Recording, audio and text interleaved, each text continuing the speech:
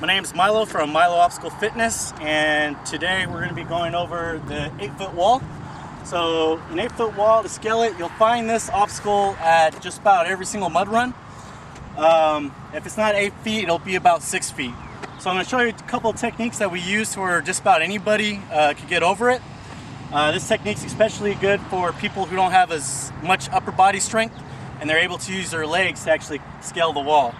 So one of the things I tell people to do when they hit the wall is that they want to start practicing, if you're able to practice, is to do some wall taps. So with the wall taps, what I'm going to do is I'm going to run towards the wall, and I'm actually going to run and then push down so it propels myself up.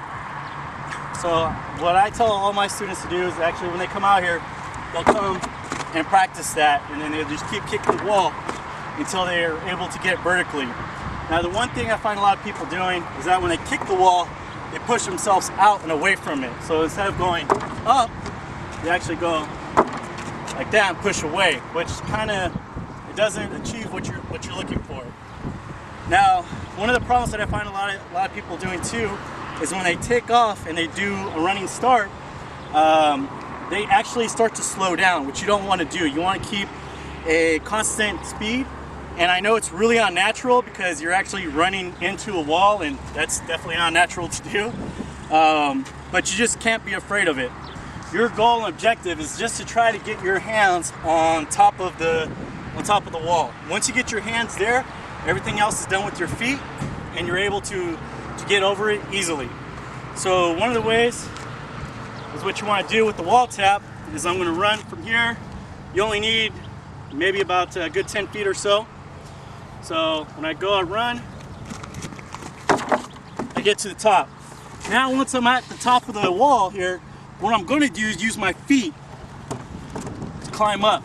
Now if you notice how I have my feet flat against the wall, that's going to provide enough friction for me to actually walk up it as much as I want. And what I'm going to do is take my right foot, or you do your left foot, depends on which one's easier for you, put my ankle here on the top. So what that's going to do is I'm going to use my leg now to pull me over, and not really my upper body. So I'm going to push down and kind of curl my leg to where I come up to the top. And it's as easy as that.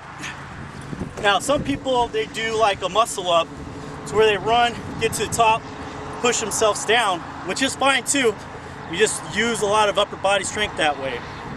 Now to get down, what I recommend for people to do is when they come to the top, they're going to turn over, and I'm just going to do the same thing I did to get on top of this wall, but backwards. So I'm going to go put my feet flat against it. I'm just going to walk down until I'm all the way extended, then I'm going to let go. The reason why, when you're all the way extended, you only have maybe about a foot or two, depending on how tall you are, off the ground, instead of letting go from here, and now you have like a 6 or 7 foot drop instead of a 1 or 2 foot drop. And that's about it for the 8-foot wall. See you guys on the next obstacle.